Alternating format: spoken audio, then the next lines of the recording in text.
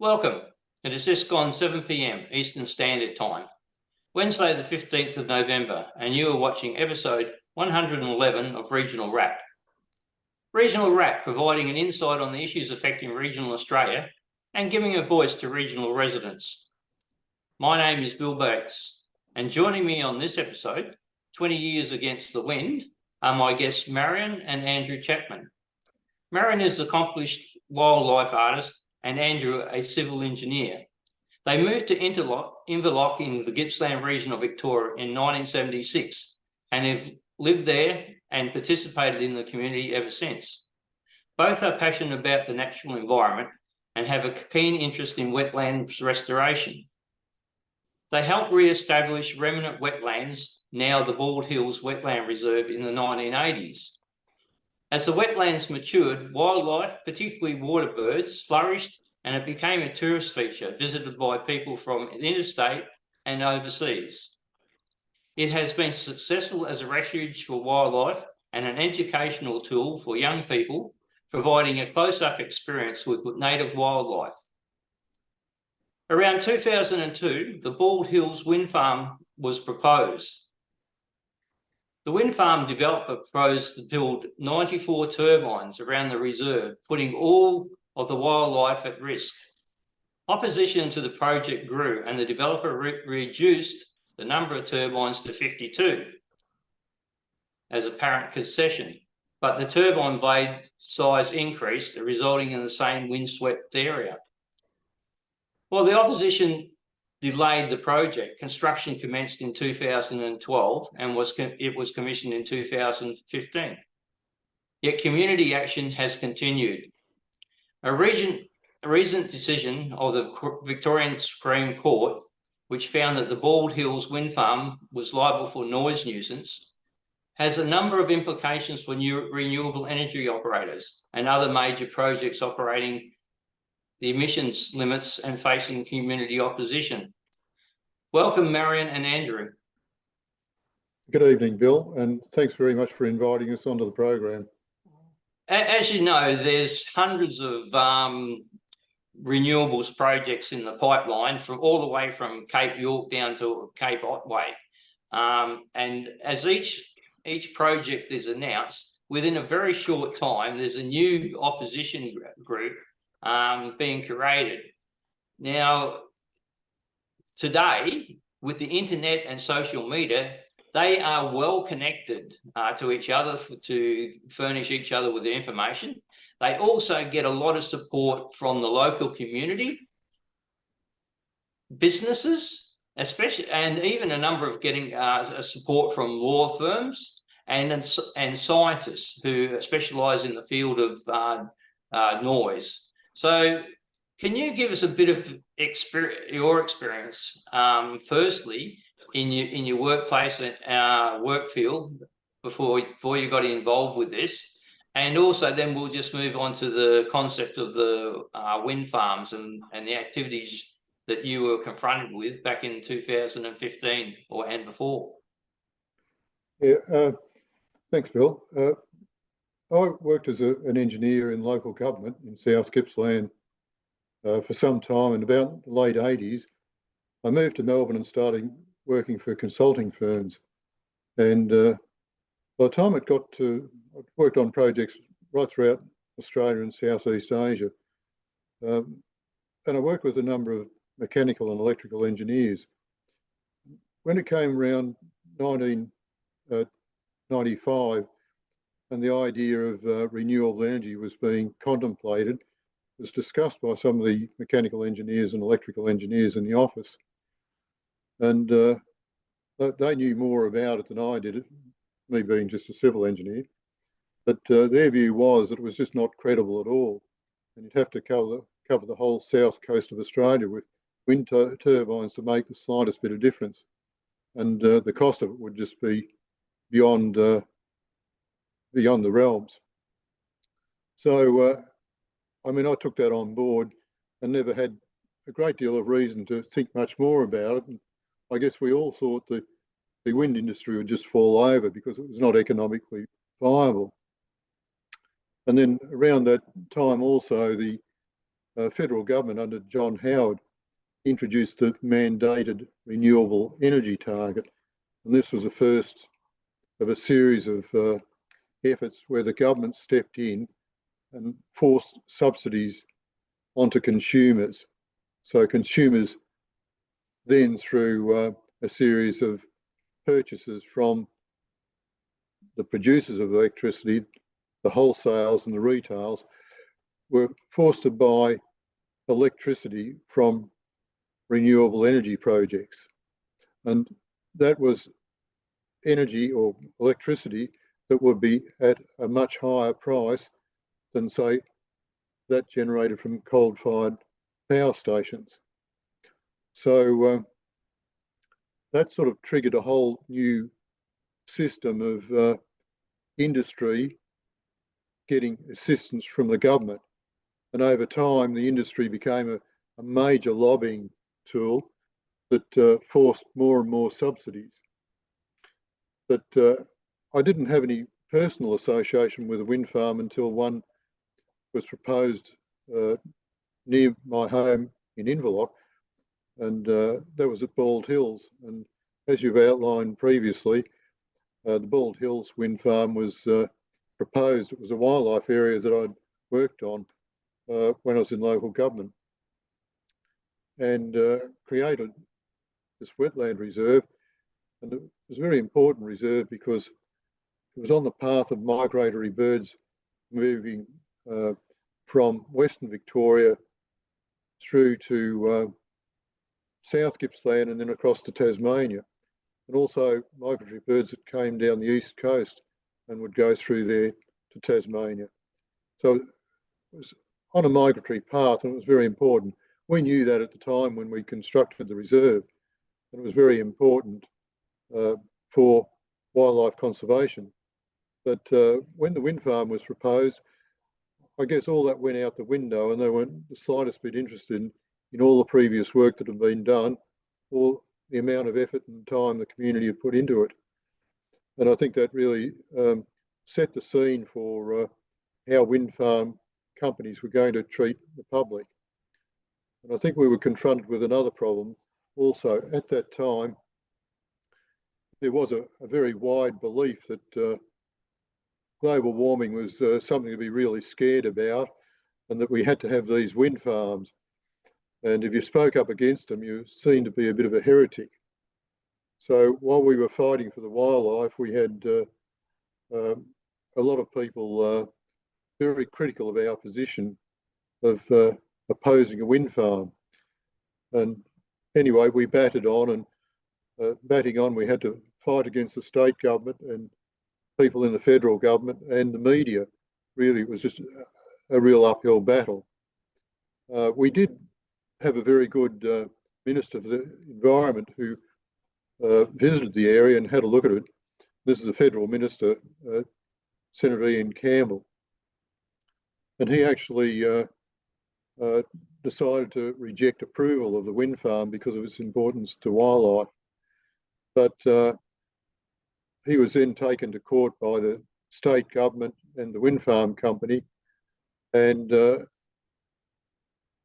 avoid a long drawn out court case, which he wouldn't know the outcome of anyway, he then decided to basically acquiesce and yield to the wind farm company and signed off an approval. That was an approval. It was actually, he lost his position as minister, but it was an approval that was really signed off by Malcolm Turnbull. And we all know Malcolm Turnbull. Yeah, very Malcolm. That's right. And I think the Turnbull family got money in this sort of industry. But anyway, so we fought on, and during our battles, we highlighted a number of species that we thought would be significantly affected. And one of those was wedge-tailed eagles and white-bellied sea eagles. We knew this because in the United States, eagles were being slaughtered on wind farms around California. And the eagle that was slaughtered over there was a golden eagle, and the wedge-tailed eagle's in the same genus as golden eagle. So there's a lot of similarities to it. So we thought that they would start getting killed at the wind farm. Well, wasn't long into it, and there was birds being found over in South Australia at Starfish Hill that were being killed. And people were at a viewing platform basically watching the eagles get hit by the turbines.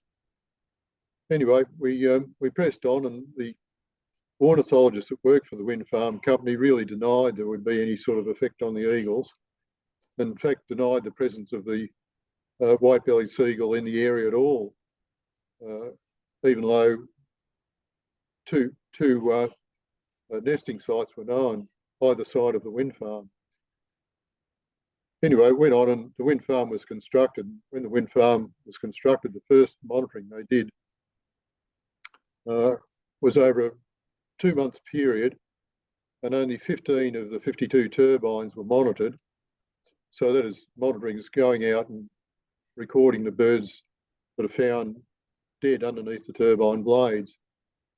And they found 7 wedge-tailed eagles and 1 white-bellied seagull. Now that was just after the wind farm had started. So that was, if you extrapolated that out across the whole wind farm and for the year, you're talking about a lot of birds being killed. And it's no surprise to me now that when we travel up to places like Central Australia, you go a long way before you see too many wedge-tailed eagles these days. And there's wind farms right throughout South Australia, and they must be just killing wedge-tailed eagles by the thousands. Just turning so that's Bald Hills, and I guess our experience there, and as you mentioned, the abutting property owners continued on with their opposition, and to the degree that they went through the courts over the nuisance caused by noise, and had a victory there, which was very good for them, but they've suffered a lot. And I'm not sure that the wind farm's done anything about that yet, but they'll try and buck it, and they'll get the government behind them. Just turning to you, Marion, I noticed some of your artwork seems to represent the native wildlife and landscape. Some of those scenes, is that from the Bald Hills Wet Reserve? I'm not sure, but yeah. I think there's the one for a herring, and there's one of a wetlands with a big plant coming out of it, and that. Yes, so yeah, they're from Bald Hills, yeah. So you and people like yourself who had a vested interest in the creation of that land would have been most irate when it first started. But can you tell us some of the efforts that were put in to create that wetland by the Shire, but also by the local community? Well, Andrew was actually physically involved through the Shire with that. He can talk about that, but he was very involved with a number of the abutting farmers. In fact, I think some of the ideas originated from the farmers for where the appropriate parts of the wetland creation were. They made some parts a lot deeper, and because they were so familiar with the topography, they knew where the water stayed. So Andrew had a lot more to do with interacting with the farmers there. In regards to those development of those wetlands, Andrew, was it in family or local knowledge that sort of gave some insight of the past wetlands that helped sort of design the new wetlands? Well, it was, I guess often when we spoke to farmers, and Marion and I being field naturalists, we were often told these stories about how there used to be all these huge areas of wetlands along the Tarwin Valley, and that they were full of birds, and that was sort of long gone. We never ever saw any of that, but we just got this idea that it certainly would be good to create something like that. But the original idea actually came from a farmer, and it was a farmer called Bob McRae who had land abutting a large tract of Crown land, and it was his idea to create this flooded area. was part of his farm, which he quite willingly sold over to have consolidated with the Crown land. So, but the farmers were terrific, and they were always right in behind it, right from the word go. I think a lot of people don't understand that, as we've cleared land and also created more farmland, we've had to add drainage to the system, and that's had a major impact in regards to, of course, wildlife and wetland reserve availability. How sort of, to give people a bit of an idea, how big is the drainage systems in, say, like a big piece of farmland in a shire to sort of make it viable farmland rather than a boggy patch? Well, it's pretty hard to say. The Tarwin Valley is a huge area, and it's just parts of it have been progressively drained over, I guess, 100 years or more. And yeah, there's still flooding there, but it's been drained and turned into prime agricultural land. I'm not quite sure. I guess there was no intention on the part to the farmers to actually destroy the area. It was just a long time back, and back in those days, it was people just creating a farm and doing what they thought necessary to turn it into productive land. Yeah, well, it's pretty hard to get. If you got boggy land and you go back before tractors and things like that, it was a bit hard with a horse and plough and that to do anything if it was waterlogged. But do you, from your experience, and especially with the Bald Hills Reserve, do you see a situation where more farmers can integrate wetlands, both to benefit themselves and also the environment and wildlife as time goes by? Did that project show sort of a guideline for maybe the future of those sort of projects? I think so. It was a lot of things came together with that particular project that just coincided really.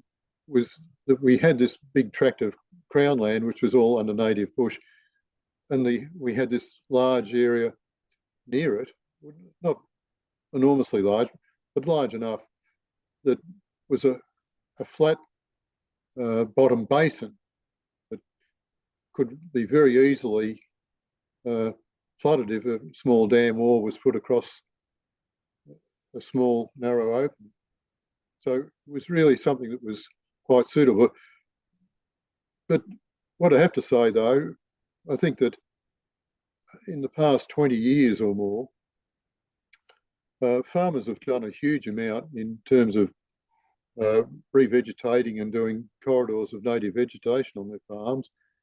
And I guess where possible, they've probably developed dams into better wetlands than they might have otherwise been. But the sensitivity by farmers in the rural area to the environment is quite significant. I mean, they understand it. The biggest problem, I guess, we people in the country are confronted with is people living in the centre of the cities that have got no idea about the environment. And, they're rallying up and down the streets of Melbourne going on about climate change, and they don't understand the very basic things that make the environment work.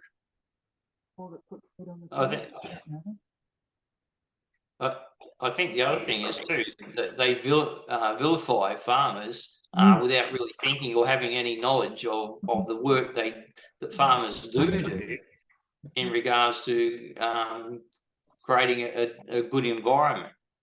That's right. Well, incidentally, there's one, Marion just reminded me that there's a farmer down at Bald Hills, Tony Landy. And Tony and Elizabeth have run a model farm. They were probably some of the first people to start off doing native vegetation windbreaks and creating them right around the farm. And Tony was the brother of John Landy, who was the governor in Victoria. He was also a very famous conservationist, and it's John Landy the runner, who you might have heard of. And so the Landys were very keen on it, and Tony Landy's farm was a showpiece, and he won a lot of awards from going back probably 30 years and more ago. He set a benchmark for how people could do, how they could farm better. And he showed by economics how this windbreaks with native plants around the farm could increase productivity. So, you know, you've got some farmers that are pretty much in tune with the environment. I love their witch tiles. The other thing is too, with water retention on land, on farmland and things like that, there's a general push by the Department of Environment and all the regulations to sort of stop, well, up in Queensland, especially up here on the Cape, to stop farmers from retaining water on that land. They're sort of basically saying the waterfall out of the sky is not yours; it's the rivers, sort of thing. and there's a lot of action in regards to you can't slow the progress of the water getting to the to the natural outlet and things like that. But what we've seen, where it's been demonstrated, and it's been demonstrated for more than 20 years. I mean, I've seen shows on Landline going back decades where farmers moved the water course so it slowed down, reduced erosion. The water was retained on the land a little bit longer and seeped in. But it didn't deny the system the water, because what would happen, that water would go underground, but eventually find its way to the river at a lower point. But the net benefit was the soil moisture content was there for a lot longer. So when you started to go to your dry season, your land had that water content to stave off getting dry too fast. So there's a lot of innovation that a lot of people don't understand. That's right. Yeah, but also if you do that, you can reduce the erosion along the rivers, because erosion is accelerated if you direct the water too quickly towards the rivers. I mean, you get more water flowing faster down the rivers and cutting into the banks.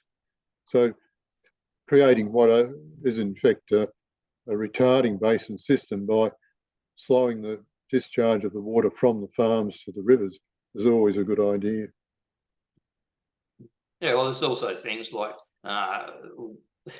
the people who come up with the environmental policies now are not the people on the land. We used to have people in the agricultural department. They used to be stationed out in places like northern and Western Australia and out at Wagga Wagga and all these sort of places, and that was the expertise. But now the expertise has been drawn out of there, and it just resides in some concrete building in Melbourne, Sydney or Brisbane or Canberra, and they decide what things are. And one of the first instances I noticed, it was about 1990s, when the powers that be in Victoria decided it was no longer a good idea to dredge rivers. And I had a friend who owned a batching plant on the Goulburn, and they'd been dredging the river for generations to get gravel and that out of it. And they fought like heck and tried to convince these know-alls in the concrete buildings that stopping dredging wasn't a very good idea, because once you stop the dredging, the middle builds up with silt and stuff like that, and the flow of the river moves to the bank, the fast flow, and that causes the erosion.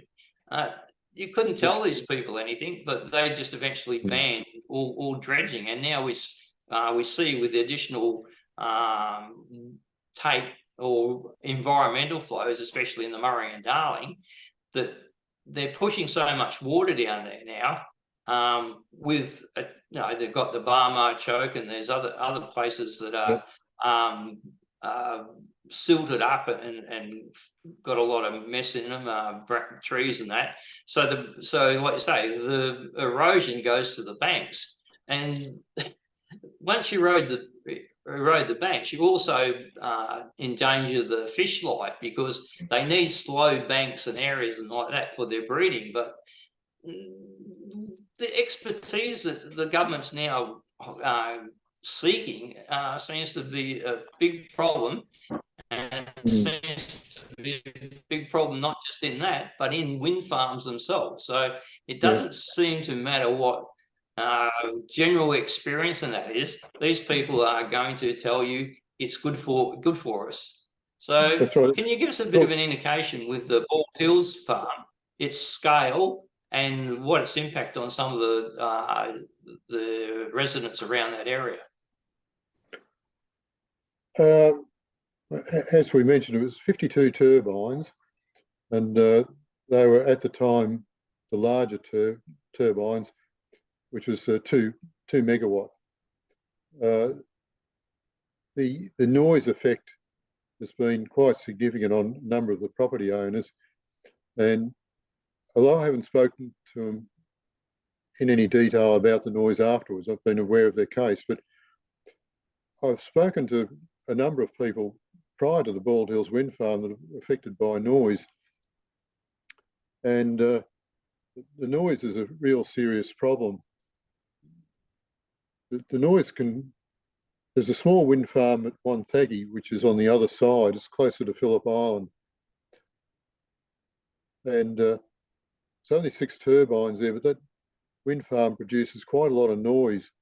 And people that we know there, that live there, they couldn't even stay in their house. The noise would just permeate through the house. And people from Melbourne would go to see a wind farm and they'd look at the turbines and hear this whoosh, whoosh, whoosh. I think, well, that's no problem. It's just a slight noise. But it's a really low frequency noise that affects people.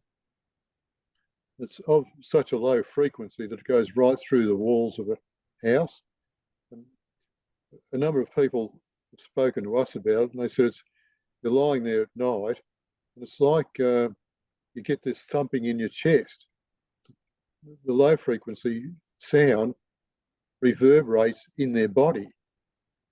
I mean, this is pretty horrific stuff. And I've heard it from so many different sources of people who are speaking quite honestly about it that I was very, very convinced of it. But the odd thing was that when it was taken to all the health authorities, this is in the state and federal government, they just dismissed it outright and say, oh no, it couldn't possibly happen. And they just had a bias. I mean, low frequency noise was used as a torture method. And these people are subject to terrible problems with it.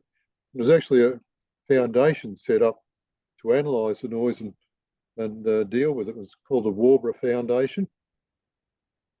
And they investigated a lot of noise at a lot of wind farms, and they campaigned to get the government to do something about it, but the governments would not do anything about it. I mean, the politicians and the public servants, a bit like you were saying with river management and stuff, it's all top down now. The public servants and the politicians, they just thrive on ideology. Practicalities of things mean nothing to them. And we've got probably, in the last couple of decades, I think, some of the worst politicians in terms of representing people and looking after people. They just don't seem to look after them. The public servants, they're just not interested at all. And it's just shocking. I mean... Well, they're the new elites. Yeah. The other thing is maybe we need to get the Minister of Environment, Tanya Plibersek, a few of the top public servants and some of the executives from these wind farms, and get them to live 6 months in accommodation that some people have to endure near these wind farms, and the people from the wind farms can go and live in their accommodation in Sydney or Melbourne or whatever, and have a 6 months. Or maybe we could get her to dispatch a koala using blunt force trauma, since that's what the department's recommending. Yeah, anyway, we've got a real problem. But one of the other things that I pass on to you is that the number of engineers got together in around about 2006.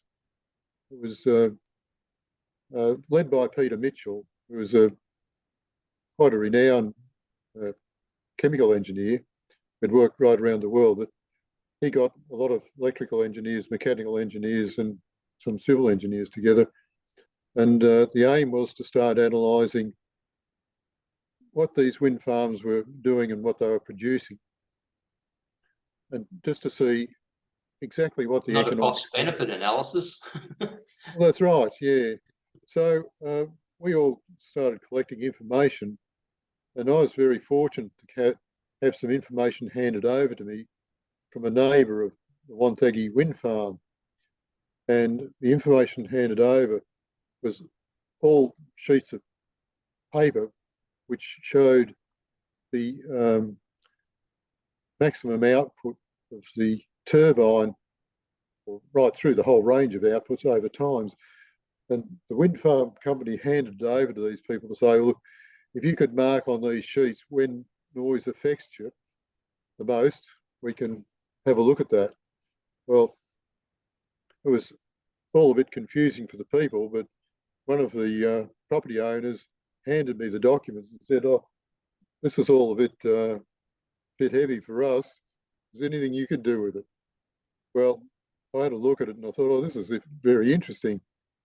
So I scanned it and used Omnipage to convert all the data over into a digital form so I could then analyse it.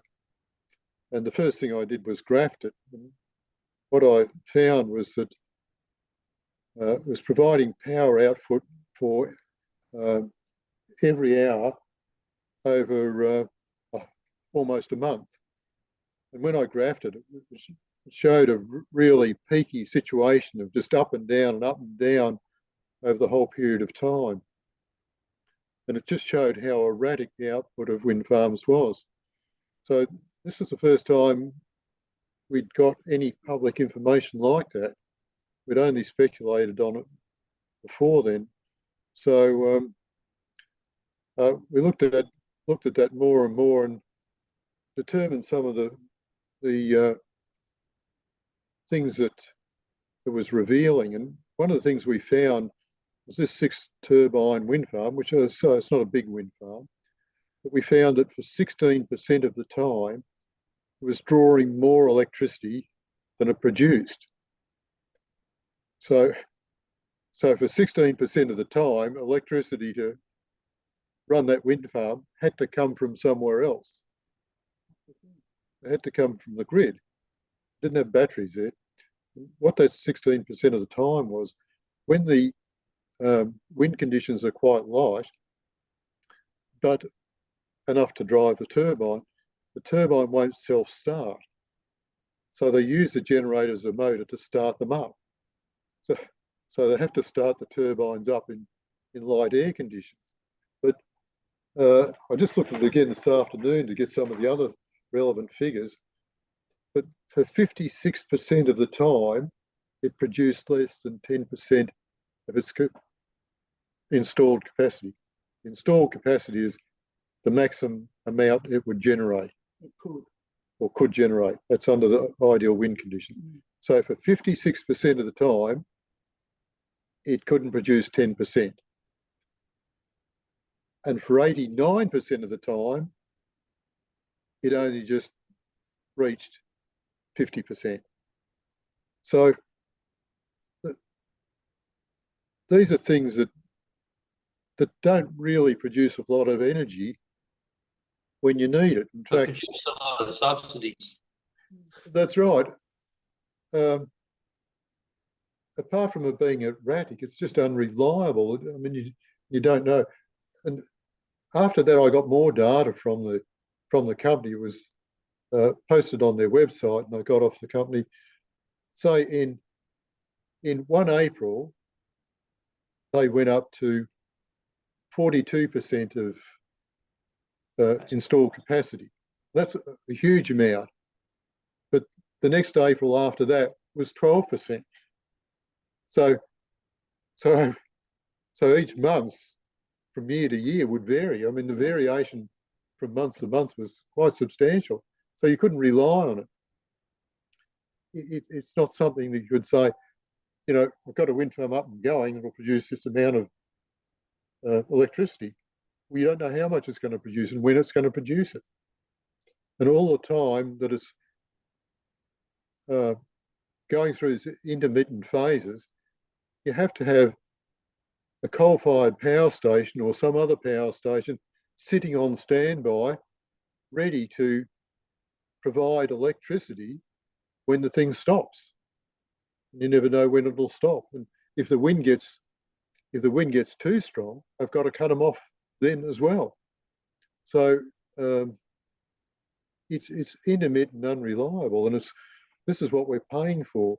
And we're paying a huge amount. We're paying a huge amount for all the reticulation power lines. I mean, and the inefficiency of it. And so if a power line goes to a wind farm, that power line's only got about a 30% utilisation. So it's got low utilisation. So it's not an efficient power line to put in. Whereas if a power line goes to a coal-fired power station, you can have the power lines taking around about 100% of the power. But you have to have the power lines capable of taking the maximum output from a wind farm, but most of the time it doesn't produce that. It only produces that. The other thing is the transmission lines, and the owners of the transmission lines are guaranteed a return regardless of any power along that line anyway. So that's one of the biggest factors that's going to add to our bills as we move forward when they build another 28,000 kilometres of transmission lines. Those transmission lines have to provide a specific income for the owners, regardless if they're used or not, and that cost comes back to us. But when the Bald Hills wind farm was first proposed, how did the community sort of get together? Was it town meetings? Because we would have been a bit short on social media and stuff like that. So were the people who were concerned about this, was it a lot of phone calls and town meetings and get-togethers? How did it actually build up momentum? There was phone calls, town meetings, but even then, email was still a good way of communicating. And we had some quite big public meetings. We had Professor Ralph Bellamy out at one of our public meetings, and you know, we had a lot of people front up to them, and the National Party were very good at that time. And Ted Baillieu, who was later to become Premier, he attended public meetings and was opposed to them. So the community really cemented together to run a good battle. But for the government and the planning, hearing people, that really didn't matter. They didn't care. But they were fairly bloody minded about it. They were going to build this wind farm regardless of anything. And as far as the wind industry was concerned, well, here was an area where there was a lot of community. If we can break this community, we can do it anywhere.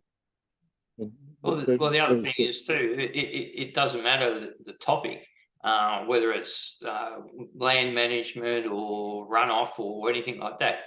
The government consultation is an absolute farce. And a lot of people in the city are saying, what are you people complaining about? You know, you have this consultation, you have all these submissions, and then a fair decision is made. But it's not. The decision was made long before the consultation, and they're going through the platitudes and the niceties, but they're going to get their way anyway. So that's what the people in the city need to understand, that you know, everyone's getting railroaded, but they seem to be pretty slow at catching on to that. And And I don't know how you're going to, you need their support, because they're the ones with the biggest voting bloc. If there's 30, 40, 50 seats, centred around Melbourne, in Queensland, well, we've got 70 seats within 200 kilometres of Brisbane, and there's only 22 odd seats further out than that. So they've got the voting bloc, and I don't know how you actually convince them to sort of, well, look, have a bit of thought about the whole situation, and maybe sort of realise what you're voting for when you go to the ballot box. I think the Queensland lobby against wind have been really effective with the koala highlighting that koalas will be killed by the clearing of the forest, and the fact that it was pointed out in one of the government documents that to kill a medium-sized mammal was to whack it on the back of the head with some implement for that purpose. And I think that has really impacted in a lot of people's minds, young people in particular, starting to question wind. Well, I think it's quite strange. In New South Wales, you've got the Koala Protection Act, and it's been an all-out war on farmers, basically. If you even have one of these 21 species of tree on your land, you are now governed by that act thing. It doesn't matter if there was never a koala on your property in ever history. The whole thing, you're now under act. You've got to make sure that tree is protected. You can't. Too bad if it's stopping you from farming your land, or the regrowth of that species is fouling up your land and making it difficult to move around the land. So you got this one train of thought where the parliaments and the politicians and the environmentalists are doing everything they can to crucify landowners with that sort of thing, but then what we're faced with in Queensland, and I think you're talking about the Chapman wind farm, is the one at the moment just outside Cairns where we live. But it's not just there. These things are going to be developed all along the Great Divide, all the way down almost to Brisbane, down into Gympie and things like that. And there's 20 or 30 projects on, and they're talking about bulldozing. In one, just a single project, there will be hundreds of kilometres of roads on hilltops that are just scoured out to a width of about 70 metres, and that's not a problem for the environmentalists, like the Greens and that, or the government. But if a farmer has a bit of landscape that's not covered by grass, and there might be a bit of runoff, they're all over him with 10-ton, with 10-ton bricks. Yep. So it's so hypocritical. It's a bit, Bill. It's a bit like the whales. If the offshore platforms are going to do testing for drilling and use seismic for gas, well, that's no good. But seismic testing for offshore wind farms, well, Greenpeace doesn't mention a word about that. No, that's not to be talked about. But if it's an oil platform, or gas platform, that's just unacceptable. But it's just I think I'd like to say, just when we fought the battle back 20 years ago, we were fighting that in a much more different environment than there is today. One of the things that people in Melbourne are very concerned about wildlife, and all the other cities.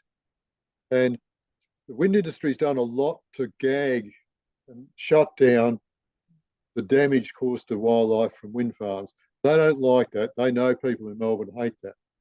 So they're trying to close that down. But now the people in Melbourne are getting affected by increased cost of electricity. Prices. That's right. And in Melbourne, in Victoria, you've got the Labor government saying they're going to close down all the gas appliances, which is utter madness. So where we are today is very different to 20 years ago. What's happened is that people have got a lot smarter and understand it a lot more because they're being affected a lot more. And when they've taken on such a large number of wind farms right up the east coast and all these power lines, the impact is on a huge number of people now, not just an isolated community here and there. The impact's But on it's a all huge regional number of people. Yeah, It's all regional people. that's right. And the people in the city are starting to see the price of electricity going up and up. I mean, if it's not the ordinary consumer in the city, it's the guy with a restaurant, the guy with a cafe. They're paying huge amounts for electricity now, bakeries. So all this is flow on. When they talk about the impacts on inflation and what's causing problems for people currently, not enough is said to how much the cost of electricity as a result of renewable energy is making it. And which leads me to something I wanted to mention again. After us engineers got together and did quite a bit of work, one of the things I did is I lodged a submission in 2007 with the ACCC. And I put together a very detailed submission on all the technical arguments about why there was a fraud here, the deception that was being put forward. And one of the deceptions, a significant one, is how much CO2 they save. Well, wind farms, I mean, they don't save much CO2 at all, if any. I mean, the embodied CO2 in the actual structure takes probably a few years to offset. And with all the intermittency, it is unlikely that it would ever offset it. But anyway, I did a submission to the ACCC, and I thought, it might fall on deaf ears. And but I got a call from the ACCC, might have been a couple of months after I'd lodged it, and they started to question me about my submission and asked for more supporting evidence. And I gave them more supporting evidence and all the raw data that I'd collected and used to develop graphs and analyse. It was all handed over to them, and I collected even more data and handed it over to them. And they kept ringing me up, asking me for more and more. And the guy that was talking to me would always say, well, at any point now, it could always fall over, they may not pursue it. And this kept going on for a number of months. And it got to the stage where I was lodging this complaint, submission complaint, as a private citizen. But it got to a situation where they said, they're going to present it to the board. And could I provide my engineering CV to them? I thought, that's a bit odd. But anyway, I thought, okay, I'll just see how this goes. So the next thing I know, they're going to present it to the board. And the feeling I was getting, there's going to be some legal action taken to address these issues of deception. Sort of comes under misleading conduct of the business. So it went to the board meeting, and there'd been a recent appointment to the board of somebody from the left, and it was overthrown at the board. They came back and told me that they weren't going to go ahead with it because they gave me some reasons. And I said, those reasons are nonsense. So I got in touch with electrical engineers and who worked in the power industry and said, well, this is the reasons they gave me. What are your comments? They said, that's absolute rubbish. So I went back to them and said, well, look, I've consulted back with electrical engineers and they say what you said is rubbish. They said, oh, it's all over, we're not going any further. I thought, oh, okay. Anyway, the next week, I get a phone call from the ACCC from this one guy who says, just ringing up to let you know, we don't disagree with you. we what you've what you said's not wrong, but I said, oh, that'd be good. I'd like to know a bit more about it because, you know, some of these claims have been made. Could you give me something in writing? And because that didn't happen, so I wrote to them and asked for responses in writing, and it just, you know, it was all to and froing. They were finished with it then, but they clearly knew at that stage there was a major fraud. Now that was in 2007. If they had have acted then, billions and billions of dollars of taxpayer and consumer money would have been saved. But they just didn't the act. money for the taxpayer would have went to schools, the defence, Would have, infrastructure, and things that benefited the people, not the pockets of yeah. some big companies. It's a good reference that I heard some years back, and I picked up again more recently.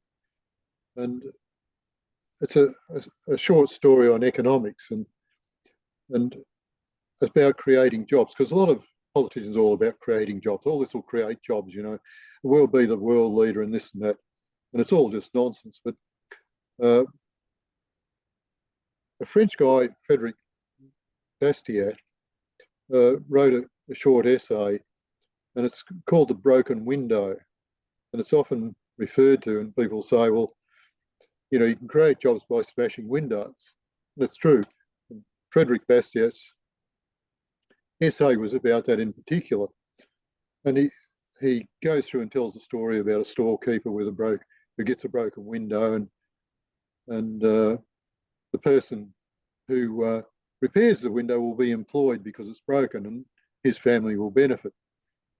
But it goes on to explain that the shopkeeper had to put that money into repairing that window, but he could have put his money into something else, which would have been a positive investment.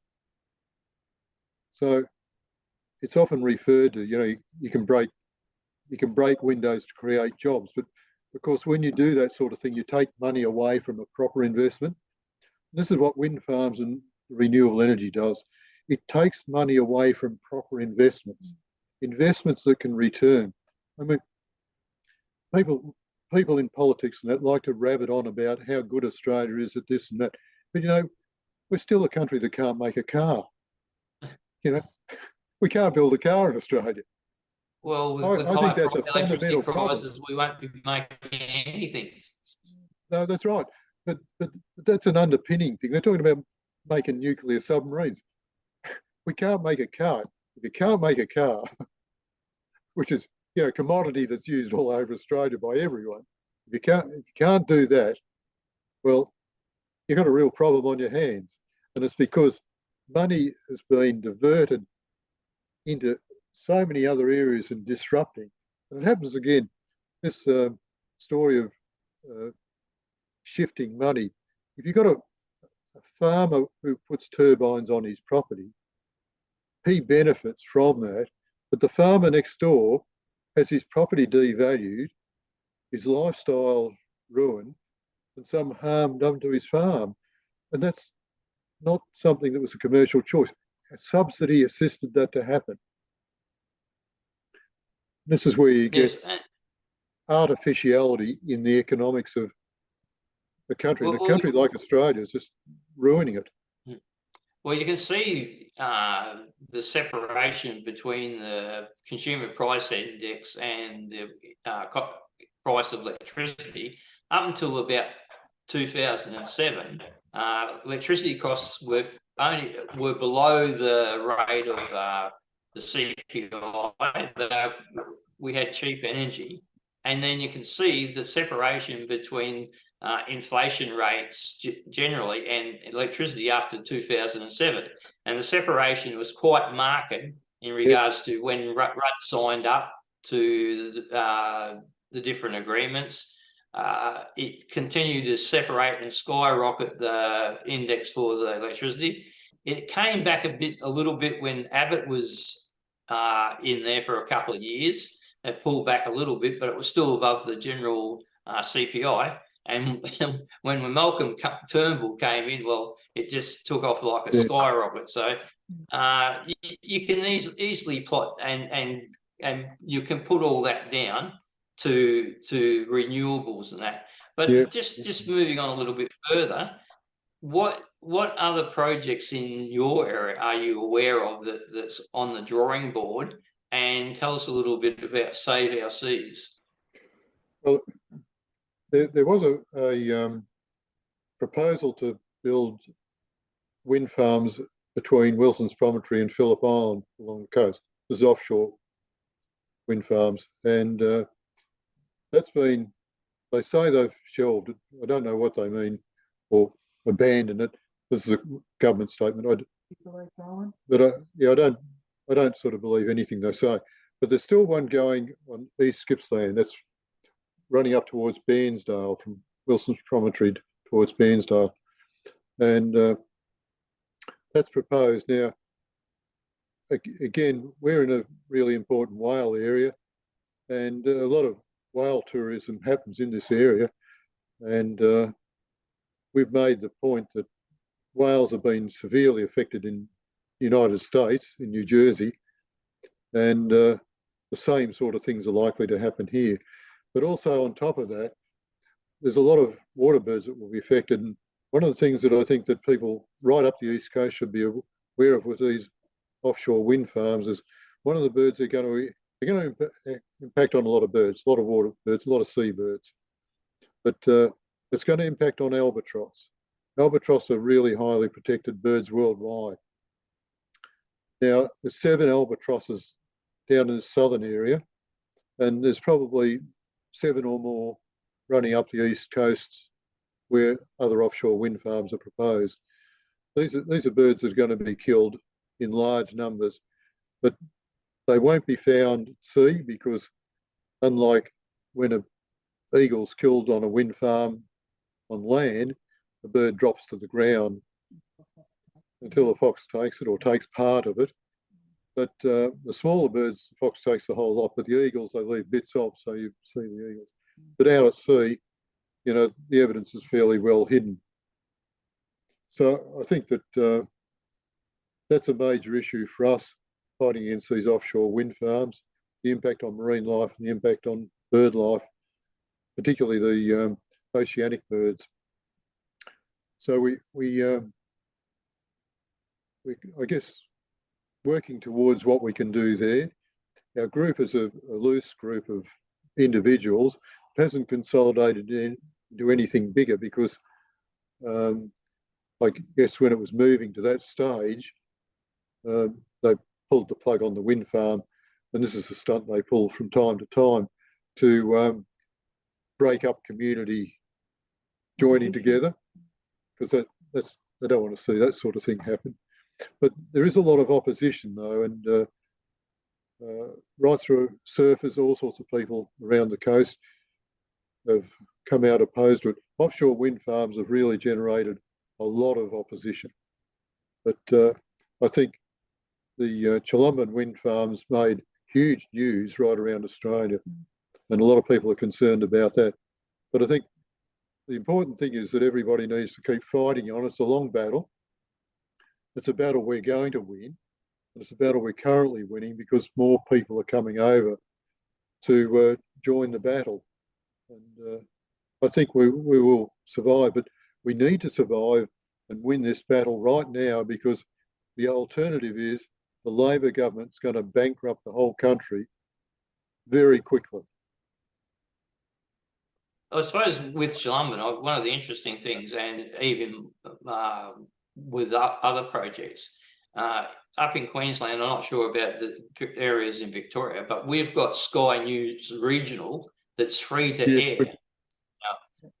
That is an institution basically that's really helping regional people get a lot of information that would never come through their news service. I found that like just before the Voice case, we were it was only Sky News reporting that gave us the information up here in North Queensland about the activities of the West Australian Indigenous Cultural and Heritage Act and the impact. Now, without Sky News and that free to air thing, we would probably have only got, page 7 of a little small section down in the Cairns Post that probably very few people actually read, telling that, noting that instance. But we got a situation where Paul Murray, Rowan Dean on the outsiders, Peter Credlin talked to people in West Australia, mainly Tony Seabrook, and that information went right across. And so that's what we need really from Sky News, is to keep on board. And they have given airtime to the Chulumban people on a number of occasions, and we need more and more of that. I reckon, well, it was interesting. Sky News created a news channel dedicated to The Voice during in the months leading up to it. It would be great if Sky News dedicated a channel on community impact of renewables, because I reckon between the transmission lines like the Hume project, all the pumped hydro, all the solar and proposed wind turbines, there'd be a massive information that they could run a 24-hour news service and not repeat anything for a week. That's right. Well, Nick Cater would be the man to do that. Nick Cater's done a wonderful job. Yeah, well, and people like Rowan Dean are always giving the renewables the caning and that. So it really is a great sort of service for regional Australians, and unfortunately we pay $1.5 billion to ABC, and they're almost no presence in the regions anymore. Right. Yeah. That's right. Sky will be number one on the hit list with this misinformation bill. Yeah. Yeah, well, and that's a fear for people like myself too. It gets to a situation where they can monitor, and they can. You might have reasonable information and done a reasonable amount of research from different credible people, but if they determine that it's misinformation, there's basically nothing you can do about it unless you front up to them. Yeah. So that's another problem for us. Yeah. But the other great thing is the connection between the groups, social media, and that allows people to hook up. And now there's a series of reckless renewables rallies, and I think the next one is scheduled for Sydney on the 30th of November. But I'm sure they've got a plan for one in Canberra as well. That will probably be the one to really for everyone to, maybe if you get to Sydney, go to that. But if you want to save your ammunition, if you're like in Queensland or further afield, you might want to save your ammunition and go down to the Canberra one when that's announced. We'll probably go to that one. But it has to be people like yourself keeping the message out there at every opportunity. And I think the Australian public should thank people like yourself and the other people currently, and get some information to get the truth out there, exactly what the scale of these things are.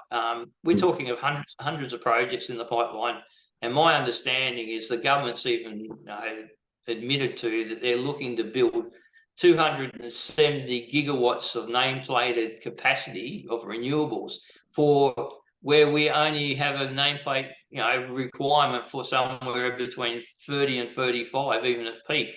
So it's an outlandish big spend for, and what it's doing is making the electricity sector of your economy much bigger, and actually reducing the ability of the rest of the economy being productive. That's right. It's just gone over the hour now.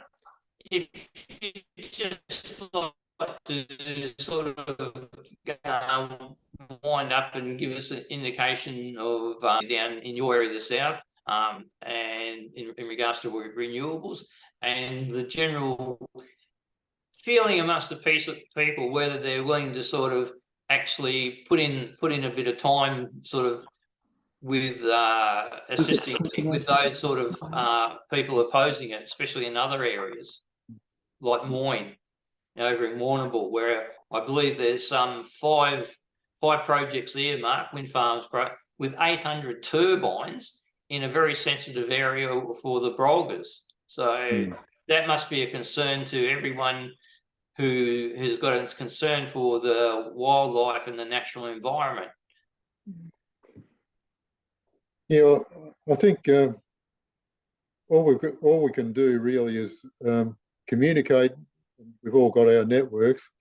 Communicate with as many people as we can, and just keep trying to build those networks. And Moyne and the people in the Western District are all on my sort of email list, and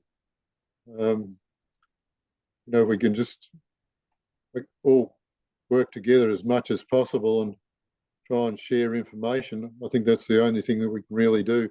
But being prepared also for the fact that it's a long haul. I mean, people over there like Hamish Cumming has been battling there for quite a long time now. But yeah, we've all got to just hang in and keep battling away. But I think we've got a good chance now to start to shift the whole population. I think it's also important, a lot of people in the regions actually got extended family in the cities, because over the decades, people were originally born in the country. So part of the families moved for the jobs into the cities, but also, like yourself, a lot of people from the city have migrated out to the region. So they've still got this extended family in the cities.